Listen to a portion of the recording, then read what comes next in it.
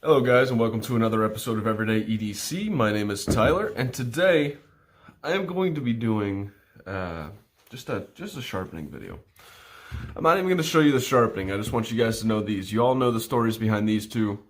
This knife didn't come the sharpest, so what I'm going to do is exactly this.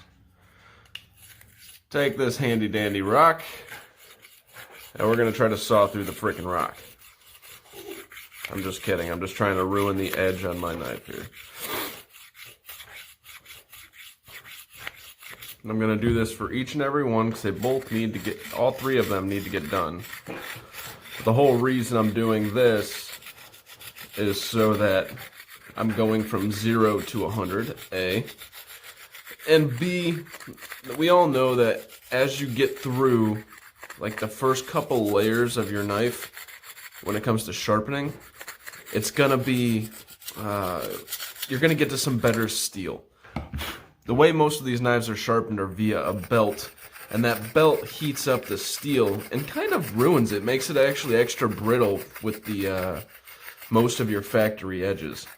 So as you start to sharpen it a couple times, you start to get into some better steel that haven't been hit by that belt and superheated.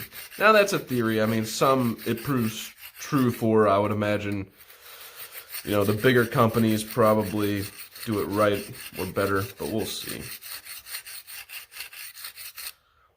So I am sharpening my Revo Beserk, my QSP Copperhead, and my Honey Badger Warncliffe sheep's foot. I don't really know what they call that. As you guys can see, no, you guys can't see. As you guys can see, there is no bite in that one. There's a good rip in that one. And with this, I can't get these to cut anymore to save my butt. What I'm going to be using today, so I got 3 sets of stones here. Not sets, but 3 stones. One with a 240 800 grit, one with a 5000 5000 10000 grit, and one with a 1000 3000 grit. I'm probably going to take it from the 240 for most of these to the 800 to the 1000 to the 3000 to the 5000. Now, if I find myself needing to just skip around, I might skip around. It just depends on how the day goes. I got the day off today. I had to take a COVID test, and I don't think I have COVID, but just a little congested. So I got plenty of freaking time on my hands, and this is what we're going to do. I'm not going to record the whole sharpening. Sorry. It's just kind of too much to record the whole sharpening and put it together. I'm just going to show you guys the before. You guys saw what it is with the QSP Copperhead, with the Revo Beserk, and the sheep's foot Honey Badger. I'm going to show you the after. And if you guys like the results on this, maybe if you guys want to see some more sharpening videos, let me know. But for now, I'm going to get started, and then I will chop this up, and you guys will see the final result. Okay, guys, just got done with the Honey Badger. Here it is. It's not the most perfect guy that we got here, but it's the best I can do freehand. So, as just a quick reference as to how sharp I got this, after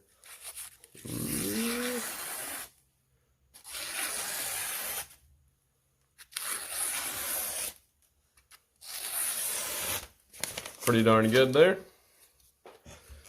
And as usual, just so you guys can see it,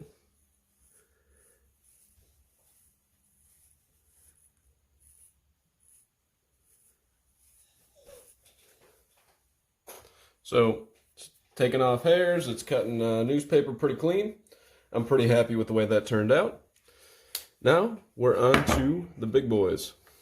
I spent a lot of time, and yes, that's 8CR13, and I probably spent, I don't know, an hour and a half on it. But the reason I did that is I really wanted to learn what I was doing right and what I was doing wrong, and really try to focus on keeping my angles the same, just taking your time.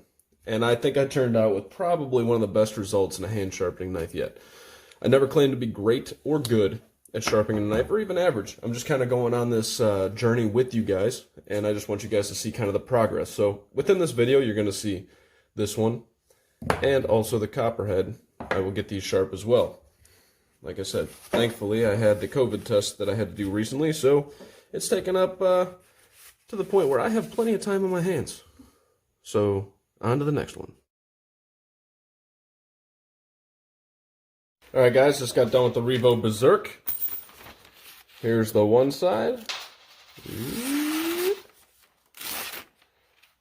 The flat I struggled with, actually, ironically, a little bit more than the rounded.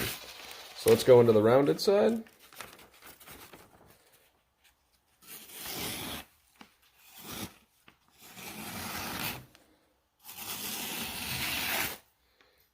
So let's see if I can get this in the freaking camera.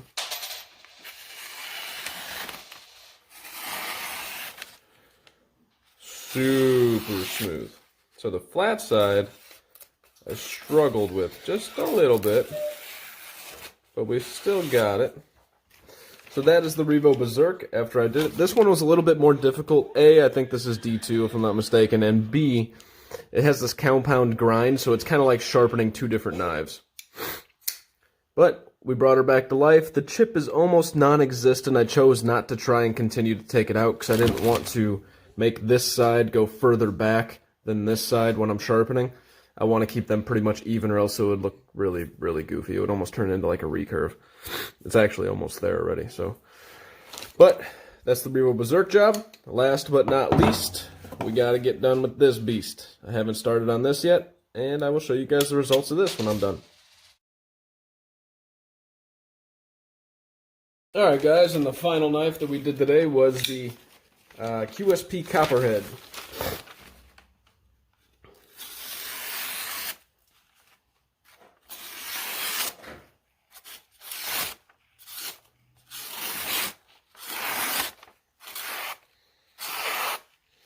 So we got it pretty freaking sharp.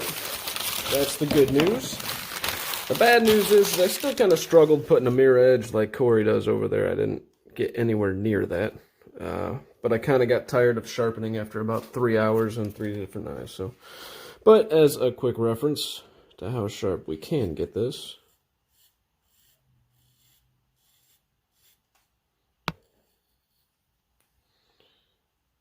Come on, focus. There we go. There's all that nasty arm hair. Alright, so I'm going to clean these knives up because I have a tendency every time I sharpen a knife to get some of like the metal shavings and the grime from the stones inside the pivot. So I'm going to take them all apart and clean them. And then I'm going to talk about some learnings that we did because this was probably one of the more extensive sharpening sessions that I've done myself and really tried to focus on getting better at sharpening, right? So I want to go over some learnings with you guys just so you guys have it, and you'll probably make the same mistakes as me, but, you know, this is a learning journey for all of us. All right, until the next section here. All right, guys, this is the third or fourth or fifth segment of this frickin' video. So as you can see in this row here, I have my QSP Copperhead torn apart. Here, I attempted to tear apart the Revo Beserk, and they fucking got these goddamn T6 screws in there so bad it stripped out 2 of my T6 Torx heads, which one of them was a Weeha and definitely irritates the living crap out of me. But I think I still managed to get it out. The unique thing about this one is there's a pin that goes inside of here for this Revo Beserk, and it pivots on this, and this acts as the stops, which I find to be pretty freaking cool. I think that's awesome. And for some reason, it has just a ridiculously smooth action. All 3 of these are on bearings, by the way. So you can see this is the pin here that I had to kind of fandangle out in order to get the blade out, which is going to prove to be a pain in the ass going back in. But it has these recessed pockets for the, can't really see them, but there's recessed pockets in there for the bearings. And yeah, so, yeah, this thing was a nightmare to try and take apart, but you know, we got it, and we'll see if we can get it back together. The whole goal is, like I said, every time I sharpen, I have to clean afterwards because I always get a bunch of gunk in there. This is the Honey Badger. Here's the blade here. Typical place where your bearings go. It has recessed liners, so this is what the recessed liners look like. This is a pocket clip, basically that's where the pocket clip goes if you were to reverse it, similar to this side. So the liners sit in here like this. Everything else on this is just about standard. So, and then last but not least, we have the Copperhead. It's similar to the Revo Beserk, where it's got something that's rotating on a pivot on the inside. It's just not captive within the blade. So it's almost the same thing. So all right, I'm going to clean these up, and then I'm going to put them all back together, and we'll see how the action and the centering and all that crap looks when we're done. Alrighty. Alright, this is the show and tell portion of this. So my QSP Copperhead was sharpened today. I took it apart afterwards, cleaned it up, and the action on it has gotten awesome. It is insane. Well, I'm not showing it right, but it feels smoother than it did. Let's just put it that way. Clean this up. My Revo Beserk is pretty damn sharp now. Problem is, I think I made my detent worse.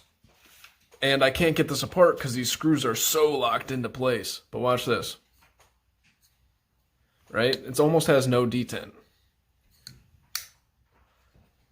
So, I don't hate that about it, but I don't like that about it. It's not a bad thing, because that's kind of the way the knife was originally. Like, the detent was super weak, but I shouldn't be able to do that. It's pretty damn weak. But this knife's not going anywhere. It's probably a forever knife for me, so that's all right.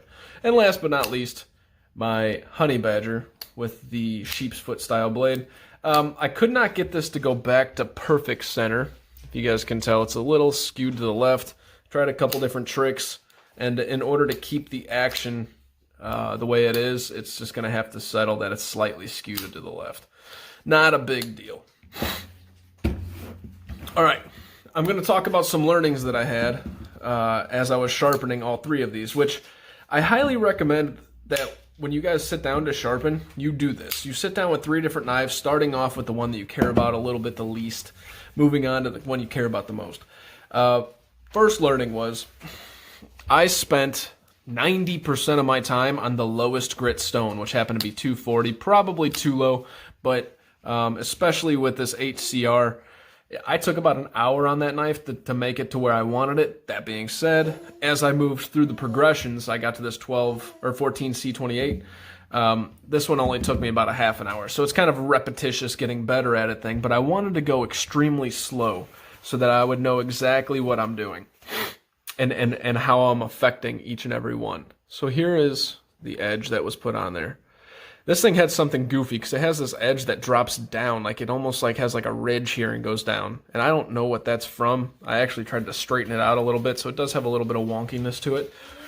This one was difficult because of the double grinds that we have going on here, which is all right. It's not incredibly difficult. It's just something that posed a little bit more of a challenge to the point of you kind of felt like you were sharpening 2 separate knives. And then this one was probably the most straightforward and easiest one to sharpen, especially doing it the third. The only thing that was getting to me was my patience. So learnings. Slower is faster, guys. I was moving slow, and I was doing what they always tell you to do, but you never want to do, which is take it out and check what you just did. Check what you're doing and see how whatever you're doing and the adjustments you're making are affecting the actual blade itself. That checking and going slow are 2 very, very critical things. If you guys remember in a previous video, where you'll probably see it in the same playlist, was get an angle finder. Figure out what your angle is that you're doing this at. Well, I took that away from the Cedric and Adas, from the Super Steel Steves, and they were taking their angles to a 13 degrees each side, or whatever the case is. Excuse the congestion, by the way. Like I said, sitting at home for the COVID test shit. But what I forgot about why they're taking it to that is because they need a base starting point for what they're doing, right? If they took every different edge geometry and just went with it, it would make their tests a little less valid. So what they had to do was make everything the same that they possibly could. Well, we don't need to do that as knife owners. Unless you really, really want to reprofile your knife, don't. because it's a pain in the fucking ass. Just follow where the grind was from the factory edge, and it'll make your life so much easier. And that's one thing that I took out of this. And I know it sounds basic, but it's you start hearing these things and you want to do what they're doing, but you don't have to. It doesn't make sense to do so. Last was keeping the edge clean and just, again, taking your time everywhere while using less and less and less pressure as you progress through your stones, as you hit your strop. You know, there's no reason to apply a ton of pressure. If you're not getting the results that you're looking for, check what kind of steel you're using. Start using your black Sharpie marker, which I did kind of for the first time, and it does help in the beginning. Afterward, you kind of get the hang of it. You don't need it. But it lets you know that you're hitting that initial grind that's on there. Other than that, you know, I don't know 100% that I got these burrs removed. You guys saw me cut some paper with them. I'm sure they have a tiny, tiny, tiny micro burr on there. This one in particular, the probably because it's the hardest steel out there, the D2. I might not have spent enough time on it, but you know, I'm pretty happy with the results. We'll continue to grow, and in the future I'll start putting more videos of me actually sharpening up there. But what I didn't want to do was sit here for 4 hours recording with my phone when I'm trying to do work stuff and everything in between. You know, that's why I skipped out the actual sharpening portion of this. So last but not least, this is kind of an Easter egg for those of you that stuck around to the very end of this video. If you've known my channel already, you kind of know I like doing giveaways. It's one of those things that I thoroughly enjoy doing. I do have 2 CJRB knives that I gotta get rid of. I don't want them. There's no reason for me to keep them. I have my 2 feldspars, and that's all I need for size comparison knives. But I also have a Centros and a Rampart. So what I would like out of this is say in the comments below, give me your best sharpening tip that you could give to a brand new beginner, as 1. And 2, I want to know something that you guys haven't seen from my channel that you would like to see. It could be anything. So I'm going to be trying to post this today, which the frickin' date, I don't know what the date is. Oh, here's my watch. So the date is October 13th of 2020 at 2 p.m. right now. You guys have until, we're going to say Thursday, so October 15th at, say, I'm making this up as I go, so you guys have until October 15th at 6 p.m. Central Time to get that comment in the description or in the comment section below. First, a generic sharpening tip that you think beginners could really, really use and make helpful when they're sharpening by hand. And second is, what do you not see out of my channel that you would like to see going forward? And keep it reasonable.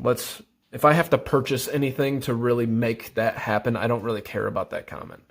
It's not that I don't care, it's just that I'm the one buying it, not you. So don't be like, hey, get one of those sharpening things that cost $400. No. So yeah, first, sharpening tip. Second, something you would like to see that I haven't done yet. It could be a knife, it could be anything. There is no ranking system in how I'm going to grade this, guys. I am going to read it and just appreciate the thought and the effort put in by each person, and I will select 2 winners out of everybody on October 15th at 6 p.m. Central Time. All right? It's an Easter egg for those of you that watch the whole video. Other than that, thank you guys so much for watching. My name is Tyler. This is Everyday EDC. You guys stay sharp, stay safe, and apparently still wear your masks. Jesus Christ. Have a good one, boys.